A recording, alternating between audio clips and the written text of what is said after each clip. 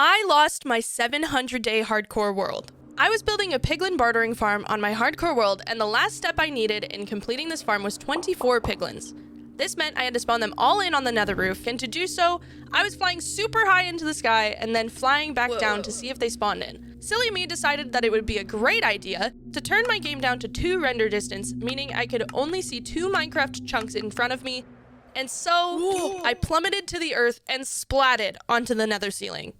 I was heartbroken. Almost 700 days gone in an instant. What's funny about this death was that I knew that that was going to happen today. I literally knew that was going to happen too. I thought about it before this stream and I said, I'm going to die today. But there is only one thing to do after losing a hardcore world like that. We go again.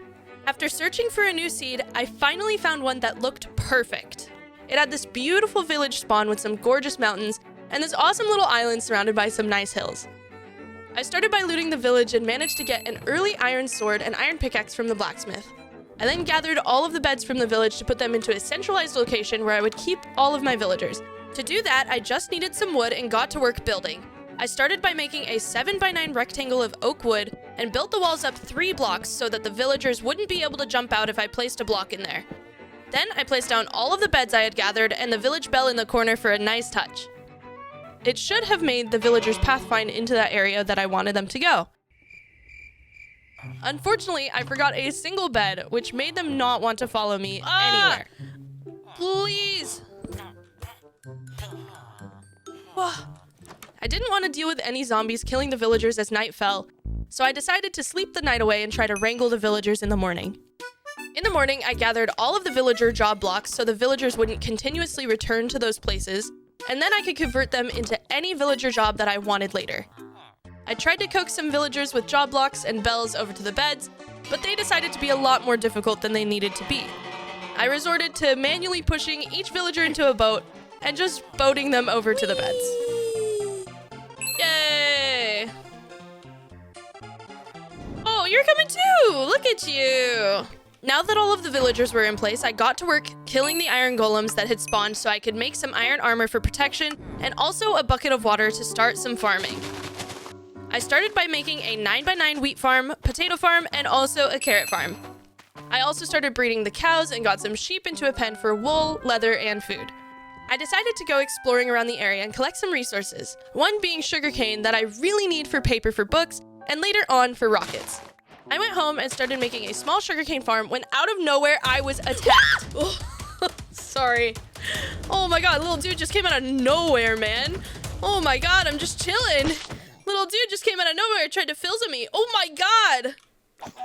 And then I remembered I had forgotten about something super important. We need to go get spruce wood. Spruce wood is extremely important for my early game worlds. You can grow the 2x2 spruce trees in a line and have super easy, huge trees to chop down in order to trade with Fletchers. It is 100% my favorite way of getting emeralds in the early game and really makes for some easy trading. I went searching for what felt like hours and could not find anything. I was convinced there was absolutely no spruce trees anywhere in this world. The trip, however, wasn't a complete waste as I did explore some Stony Peaks biomes and I got a ton of resources. These mountains were chock full of iron, coal, and even emeralds. The next morning, I set out again in search of my beloved spruce trees. This time, I stumbled across something huge. Okay, creeper check, creeper check. Last time I was in here, creeper freaking blew me up. Unfortunately, this jungle temple didn't really have anything of value except for a book that had the enchantment Unbreaking 3. At this point, I was getting frustrated. I had been searching and searching for spruce for miles and miles and wasn't finding anything. So I decided to just make my way back home to put away my items and sleep and have a fresh start in the morning. I set out again, this time desperate for spruce. And at last, we had finally found what we were looking for. Oh my god, I see it, I see it. I chopped down a few of the trees and made sure to collect at least 8 saplings so I could make 2 of the massive 2x2 trees back at camp. Once I had gotten all of my saplings, I quickly ran back to camp to get going. I quickly went to work bone mealing and harvesting the trees I spent so long getting, and finally felt like I was making some progress. Next thing I had to do was set up my villager stations. I made these temporary stations by placing 3 blocks up in the back, and then 2 blocks to either side so there was just enough room for a bed to fit.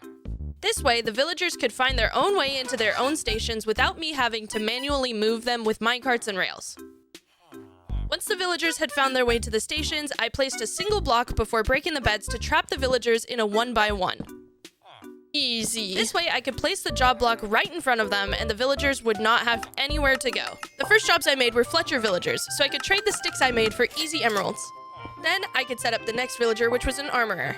This armorer would give me full diamond armor at the master trade.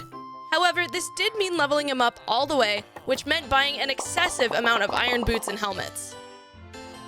Bro! Next villager I got was a toolsmith, so I could get diamond tools as well, but first, we had to get all of the stone hoes in the world. Oh boy. 1, 2, 3, 4, 5, 6, 7, 8. 1, 2, 3, 4, 5, 6, 7. By now, I had lots of new villagers to put into the stations, so I set up all of the beds again and waited for nightfall to get them all into their stations.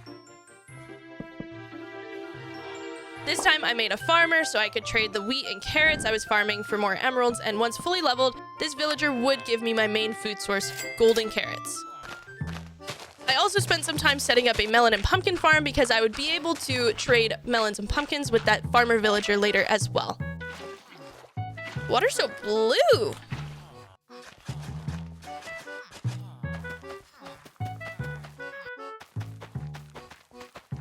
Now the tedious part began. I spent a lot of time chopping down my massive trees to get more sticks to trade for emeralds with my Fletchers. Once I had enough emeralds, I would buy out my armorer of everything he sells in order to level him up.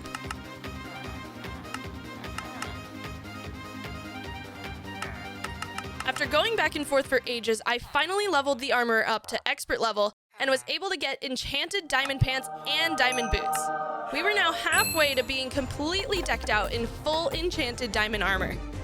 Last thing I needed to do was complete the armorer to the master trade, so I chopped down a few more trees, traded sticks with my Fletchers, and bought out everything he had.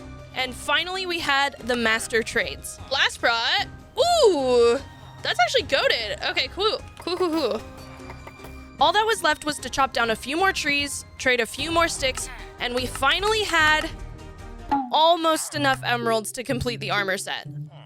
I didn't want to spend a whole lot more time chopping down even more gigantic trees for the last few emeralds that I needed, so I resorted to just tearing down the village houses for just a little bit more wood. And after just a few more trades with my Fletchers, I finally had enough emeralds for my diamond chestplate. Let's go! Alright, now I'm almost fully ready to take on the Ender Dragon, but that will have to be next time. See you next episode.